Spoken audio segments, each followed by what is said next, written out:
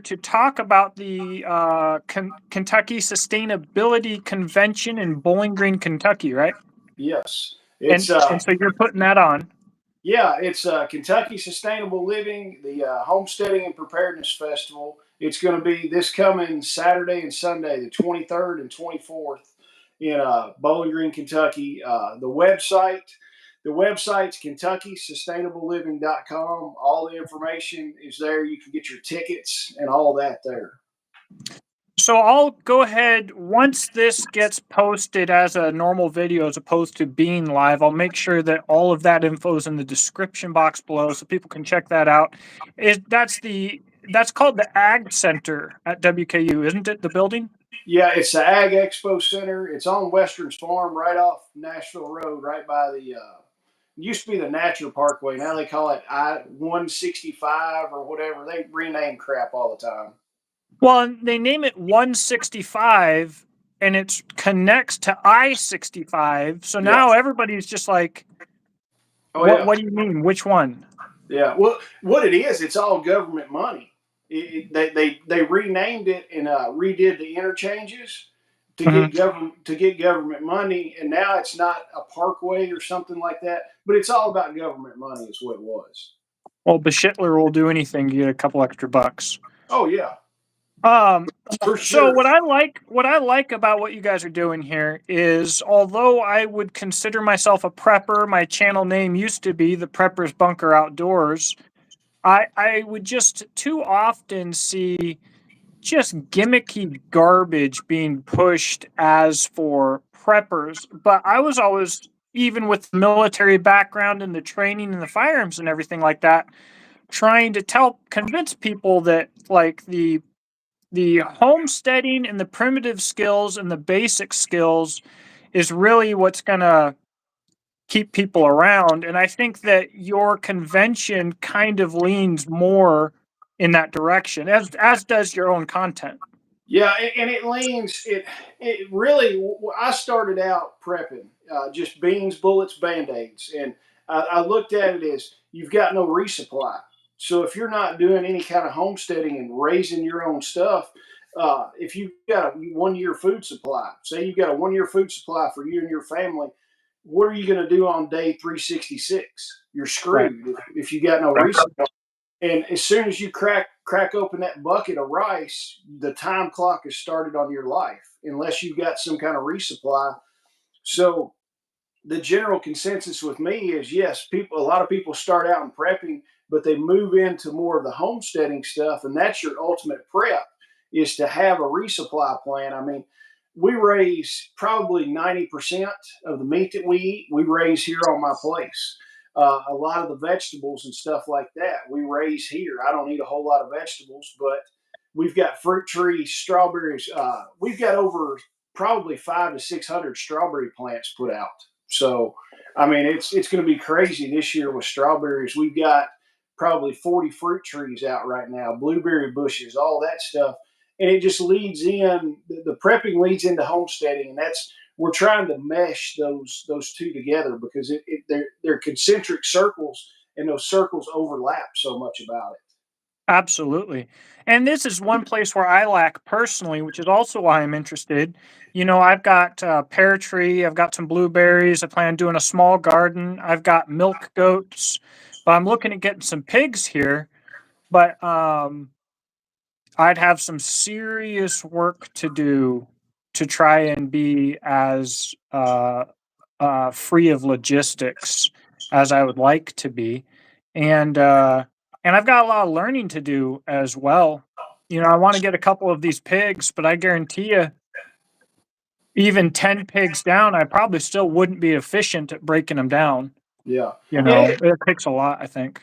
Honestly, breaking a pig down is not that. I mean, depending on how big you let the pig get as far as breaking it down, it's not that much different than a deer. I mean, we've done a lot. We process most of our own meat here. We do lambs, chicken, pigs, and beef. We've done two full size beefs here at my place. It's a chore to do, but once you get it down, it's fairly easy to do. And it's like Billy from Permapastures Farm. He said the worst that's going to happen is you're going to have a lot of grind. You know, if you make a mistake and cut this pork chop real funky, that pork chop's going to taste the same whether it's funky looking or not. And he's like, worst case, grind it all up and you've got ground pork or you've got sausage that you can. So I mean, Well, that's the it's all going thing, to you eat. know.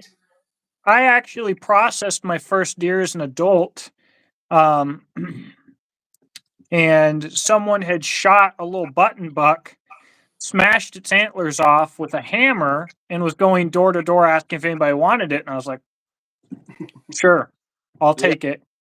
And I borrowed a manual grinder from a friend.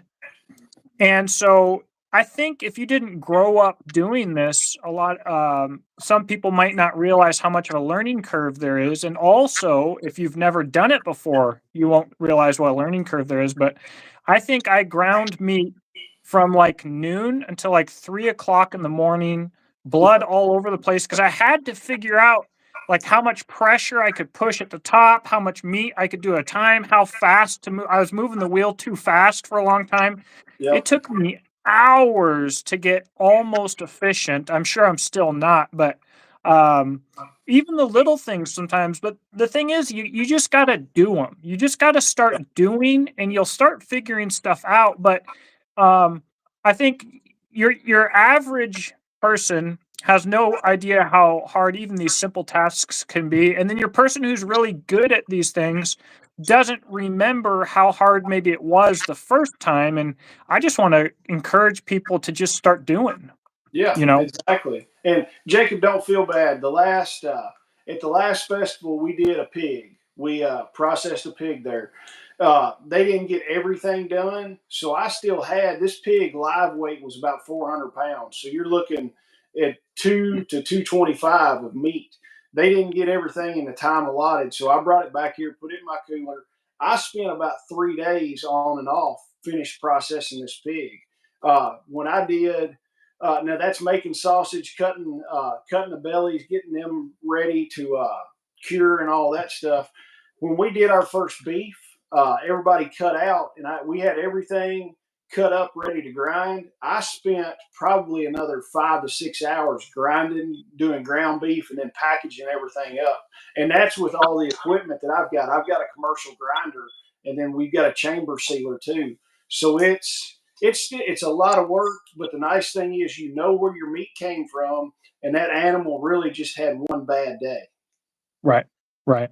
Well, and that's the thing. I had to explain to my wife the how humane actually hunting or even butchering your own animals actually is. We had and we will have again free range chickens, and we ate only a few of them, but she thought it was harsh because we were so close with our chickens. Then we'd eat a couple, but I told her like they lived their whole life better than any bird that ends up in the grocery store. Yep, And we lost enough chickens to predators for her to understand that me smoking a chicken uh, and and processing it was a whole lot better than what happened in nature, where the chickens would they're slowly eaten alive. That sucks, yeah, right? And so, and the doggone chickens, I gotta get off topic a little bit here, but it's like you hear them scream at night because you didn't count them right before you closed the coop, or you didn't feel like going and looking for the one stupid hen who wouldn't yep, let herself be led by the rooster. And then so you hear them screaming, so I run outside, and then they're silent. yeah, Won't make any more noise. And go back inside, wait a while, they'll start screaming again, go back out. They're silent. Doggone hens, man. I tell you what, yep. stupid. But Oh yeah, and, anyways, and it is essentially when we put a pig down. Typically, we use a 22 or a 22 mag, and I mean, you shoot it right there. The pig instantly goes down. You cut its throat, and it is dead in a matter of seconds. I mean, it yeah. never knows. It never knows what hit it. So, Well, and I've had to put a couple of animals down too, where be it a dog or a cat or whatever. In fact, I've had to do this for a family a couple times when an animal needed to be put down, be it too old or injured or whatever. I'll sit there and pet them and get them all calm until they're wanting to go to sleep. And then I'll smoke them. And they never knew anything was coming. and they never knew a moment of pain, and that's better than what I'm going to get. Oh I yeah, mean, exactly. I you mean, know, the best chance I've got is I'm going to die of a heart attack riding on a tractor one day and just have the widowmaker and be done with it. right, right. Well, let's see. I had a bunch of other stuff that I want to talk about. I want to dovetail a little bit off into the tactical world. Coming from the military, everybody wants to learn as a civilian about military tactics. And I think it's very much like the general prepper's mindset compared to your sustainability and logistical separation mindset, where most of your military tactics do not work for small unit, where every single person is not a number, they're someone you rely on.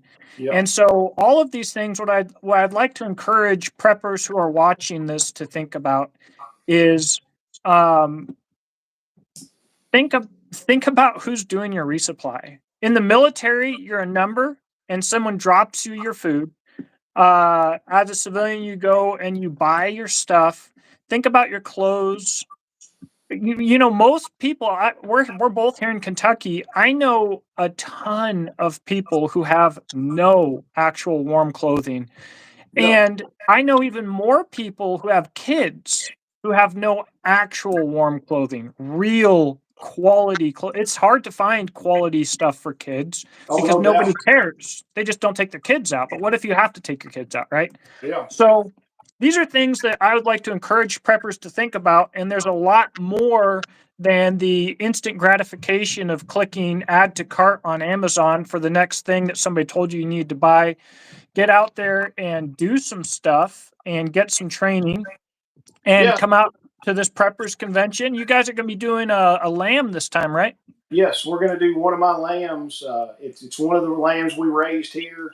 We're going we're going to process that lamb pretty much start to finish. You're going to see cuts how to break this lamb down. We're not going to have any fancy equipment, no band saws or anything like that. It's going to be all knives and a bone saw is the only stuff we'll have. The only fancy thing we'll have, I would probably bring my chamber sealer up just so Mhm. people can see how much faster a chamber sealer is than a food saver. I mean, it's night and day difference. They're expensive, but in the time it saves me having this chamber sealer, I can save half as much time between using that and a food saver. Well, So that's really what it's about is, most people have a regular job and want to prep.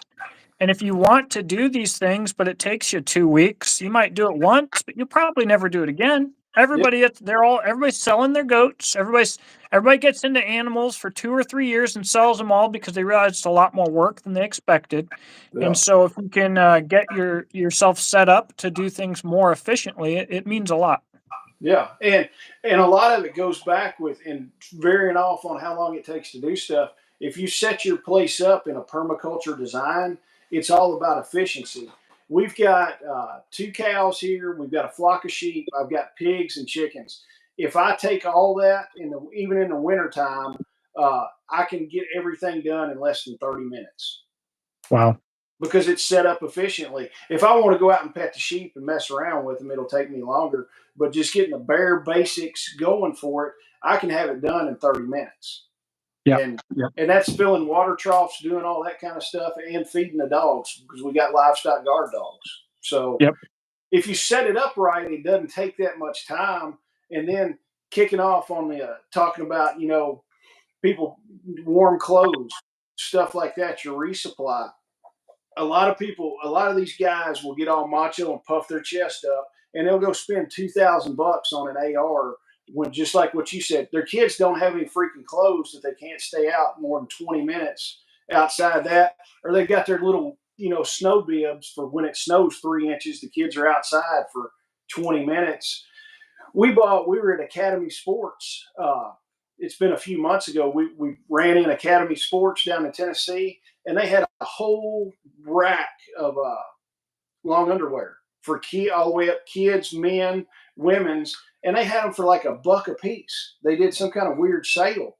The top was $1 and the bottom was $1. And I told my wife, I said, get 4 pairs for you, 4 pairs for me. And I said, take the 2 kids because I've got a 16-year-old and almost a 9-year-old. So once the 9 year old, starts growing in, he can start wearing the bigger stuff. I'm like, buy the next four sizes of that. So we walked out with a shopping cart for less than $100, and the kids have got long underwear. I've got long underwear. My wife's got long underwear.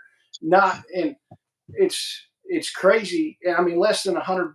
But that Yeah. guy, a lot of guys won't go buy that stuff, but they'll spend 2 grand on a new AR in a heartbeat. And Well, the guy who buys the $2,000 AR also, I talk about this. Like, I drop you off blindfolded with people have misconceptions about special forces guys, but that's fine. I'll play into it. I drop you off blindfolded in the woods with the special forces guy, and he has a cheap high point, and you yeah, have your $2,000 AR, and you got to kill each other. Who's going to win? Well, of course, the special forces guy's going to win. Why?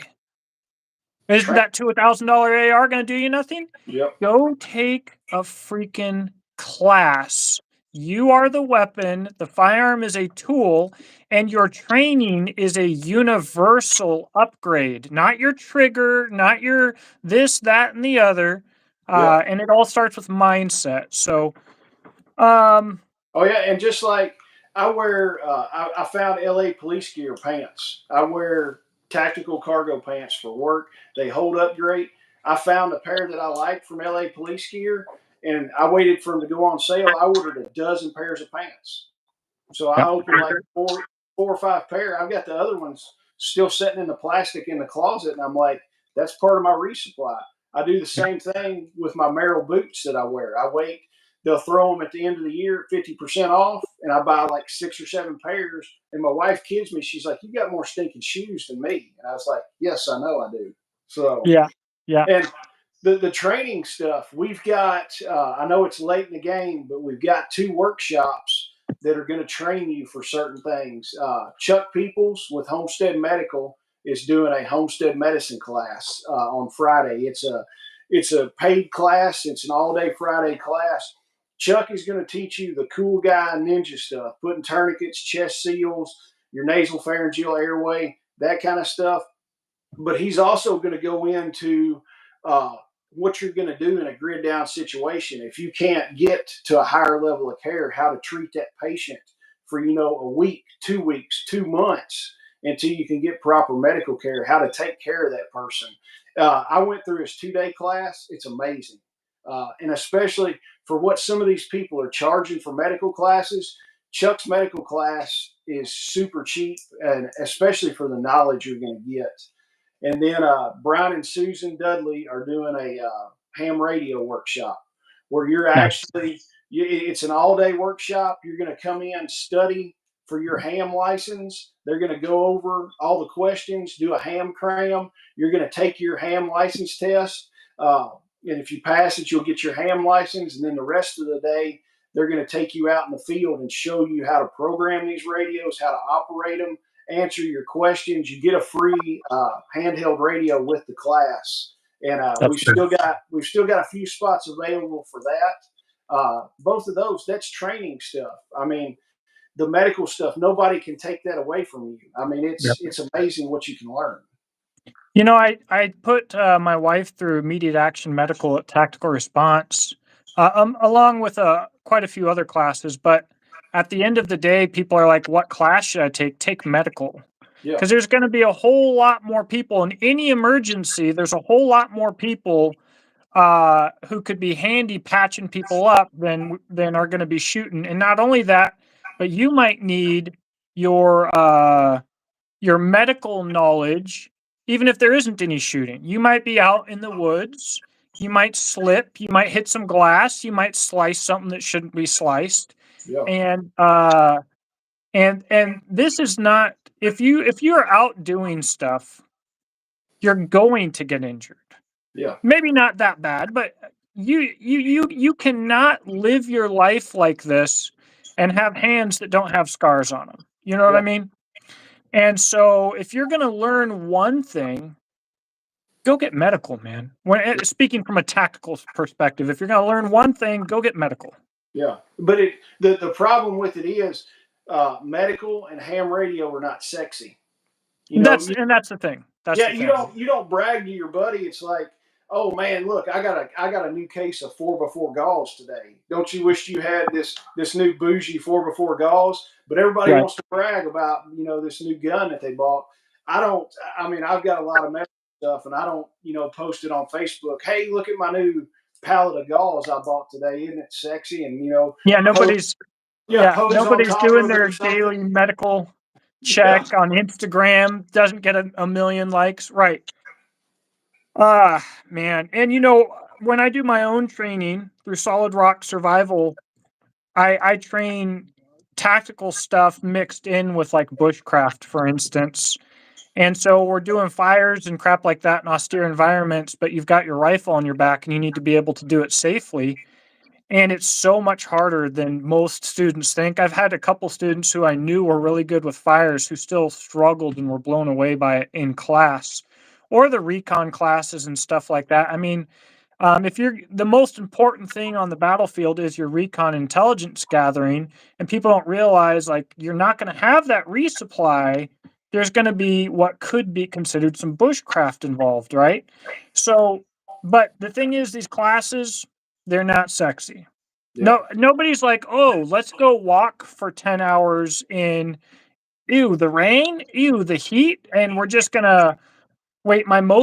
I'm bringing my rifle, but the most important tool is gonna be a set of binos and a notebook and a pen, yeah, right? But this is what separates a professional from a hobbyist. And yeah. I think it's what's important to focus on. I like what you guys are doing out there, and I'm excited to come out. Is there anything else that you want to put out before the show here? Well, it's talking about the intel with your ham radio. I mean, intelligence wins stuff. I mean, Yeah. if you're not informed, just look at that, like the AT&T outage. People were freaking out about it because they couldn't get on Facebook, Instagram, or whatever because their phones were trashed in. You could still. I mean, I've got two ham radios sitting right here on the desk. I was fine. I mean, I could talk to people. If I needed to leave, I could talk to my wife back at the house with ham radio. There's so much stuff you can gather intelligence wise with radio communications that if in a grid down situation, unless it's an EMP or something like that, your radios are going to work. They Right. require no infrastructure whatsoever. I can talk to people with the radio I've got sitting here. I can talk to people all over the country. I can talk to people in different countries if I really want to. So Right. yeah, I mean that it's not sexy, but intel and information on what's going on is a huge factor in all of this. Absolutely. Absolutely. Well, hey, thanks for coming on. I'm No excited problem. to come out. I'm excited to see where you go from here. And, And there's and, going to be we've got about 60 vendor spots that we're going to have, and we're trying not. A lot of the stuff is handmade on people's homesteads. There's going to be people that are bringing in soap. Herbal tincture, stuff like that they've actually made on their homestead, not stuff that they've ordered from China. And this Chinese soap that they can tell you exactly what is in this soap. It's right. probably some of the best soap you'll use. We've got a hoop house company coming in. We've got knife guys coming in. We've got some tactical stuff that'll be there. We've got freeze dried food. A couple freeze dried companies will be there. John Deere is going to be there with tractors and implements, showing some of that stuff. Uh, just all kinds of stuff. If you're in the homesteading and preparedness world, and there's something there that you can't find, I mean, we've tried to get everything there. There's going to be some lithium battery companies. Chuck will be there from Homestead Medical, selling medical gear and stuff like that. So it's pretty much everything you need to get prepared and to do homesteading is going to be awesome. That, and then there's going to be a ton of a lineup of speakers. The Angry American, Chris Weatherman, will be there. Two of the guys, EJ Snyder and Gary Golden from Naked and Afraid, will be there. Uh, oh, Jason, the Angry Prepper from New York, he's going to be in. William Bond is the permaculture consultant. He's going to be there. And we've got a ton of other speakers that are going to be talking about stuff. Good So, stuff. Oh, and you guys are going to have a petting zoo, right? yes, Emily is going to bring. Emily brought her milk, her Jersey milk cow last time, and I just talked to her. she's bringing some sheep. She's going to bring her miniature donkey. She's going to bring a mini pig, and I think she's going to bring some rabbits. And then we'll also McMurray Hatchery is sending us some chicks, so we'll have baby That's chicks awesome. for the kids to look at and all that stuff. So, and Okay. it's a kid friendly event. Kids are welcome to come. There's going to be stuff to do for the kids and look around, and it's not. I go to a lot of these festivals, and it's just for grown-ups. So I mean, then that way a lot of the parents can't come, or one of the parents gets to go and the other one has to stay there. It's very kid friendly. We want the kids to come. Kids 17 and under get in free, so the parents don't have to worry about paying for the kids to come. Nice. Good stuff. Well, I appreciate having you. Once again, guys, if you're watching this later, uh, we'll have stuff in the description box below. You can check all of this out. And currently, you're doing these in Bowling Green, Kentucky, about twice a year. Is that kind of the Yeah, long-term goal? yeah, that's the long term goal. The next one is in October. We've got the dates. I think it's the 26th and 27th of October. But we're going to do two a year. Do a spring show and a fall show every year. Good stuff. Good stuff. Well, thanks for coming on. I'll have to try and reach out to you, maybe do some more collabs. Yeah. And I'm excited for the show this weekend. Oh yeah, I am too. I appreciate it a bunch. Absolutely. You have a great night. All right, you too. Thanks. See you.